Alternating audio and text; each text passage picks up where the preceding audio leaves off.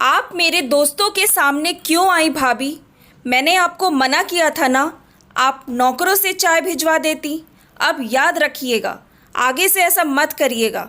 Doctor मानव अपनी शीला भाभी को फटकारते हुए बोला और फिर अपने कमरे में चला गया।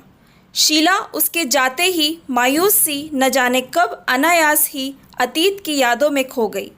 जब शादी होकर आई थी तब मानव कितना छोटा था।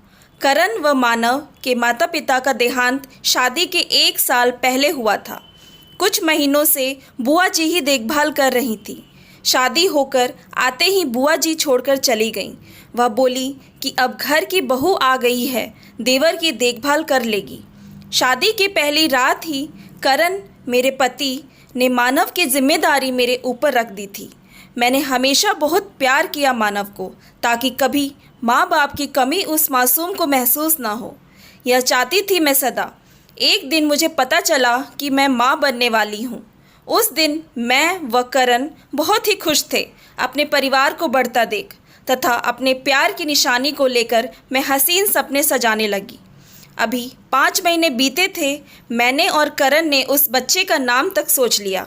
पहली बार माँ बनने का अलग ही सुखद एहसास होता है। उसी खूबसूरत पलों को हर माँ की तरह मैं भी अपनी आंखों में सजा रही थी।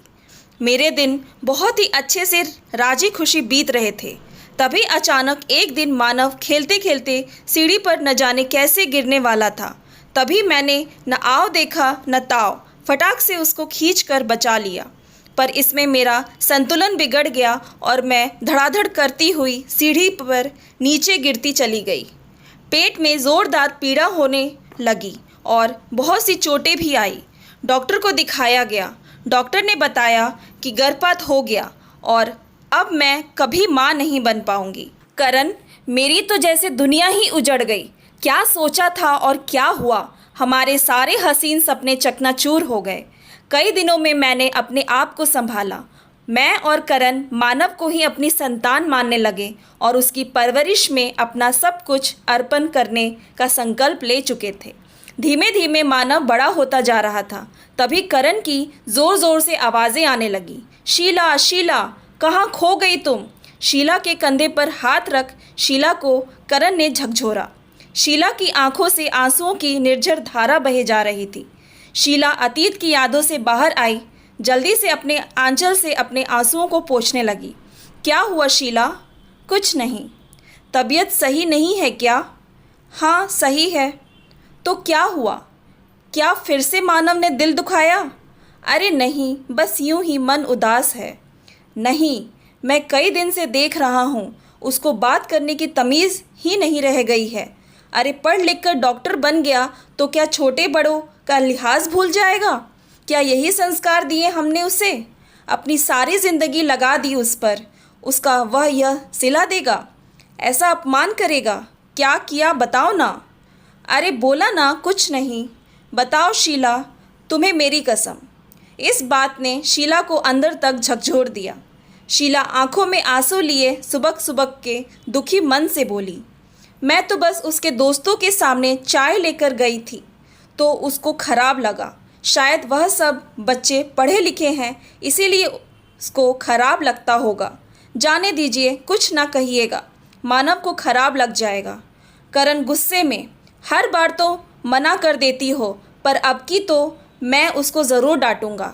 ठीक है, पढ़ लिख गया है और उसके दोस्त भी पढ़े लिखे डॉक्टर हैं, तो क्या तुम पढ़ी लिखी नहीं हो? तुमने अपने समय के हिसाब से पढ़ाई की है, और यदि कोई माँ बाप पढ़े लिखे ना हो तो क्या बच्चे उनकी इज्जत नहीं करेंगे? यह कहाँ लिखा है? जो आज के बच्चे हैं उनका अच्छा भविष्य हमने ही तो बनाया है।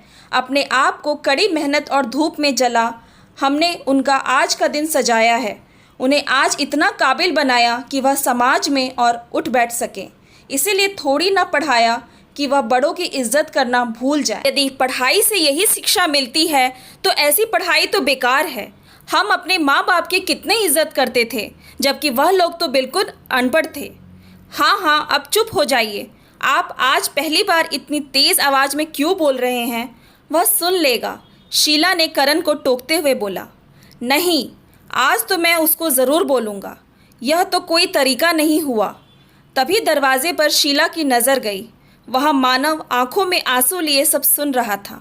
अरे मानव, तू आजा बेटा। मानव दौड़ के शीला के पास आकर उसकी गोद में सिर रखकर बोला, माफ़ कर दो भाभी माँ, माफ़ कर दो। ना ना बेटा, कोई बात नहीं। शीला रोने लगी और उसके बालों में उंगली फेरने लगी। करण भैया से बोला, भैया मैं अहंकार में आ गया था, मुझसे गलती हो गई, आगे से गलती नहीं होगी।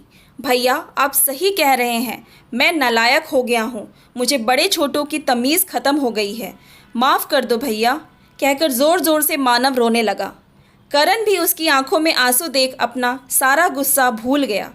उसने भी बढ़कर मानव को गले लगा लिया और बोला, मानव बेटा, पढ़ने का मतलब सिर्फ किताबी ज्ञान नहीं है, बल्कि उससे अच्छे संस्कार, छोटे बड़े की इज्जत करना, अच्छा कैरियर बनाना सब सीखना चाहिए।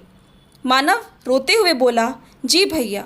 माहौल को हल्का करने के लिए करण ने बोला, अभी तक तू सबको इंजेक्शन लगाता था ना, आज मैंने भी तुझे डांट का इंजेक्शन लगाया। अब यह डांट रूपी दवा का असर हमेशा रहना चाहिए, कह के करण हंस दिया। करण की बात सुन शीला व मानव भी हंसने लगे। सबकी आंखों में आंसू थे पर होठों पर हंसी। दिल में जो भी मलाल थी सब आंसू में धुल गया। दिल एक दूसरे के प्रति फिर से प्यार से भर गया। Thanks for watching. Please like and subscribe my channel.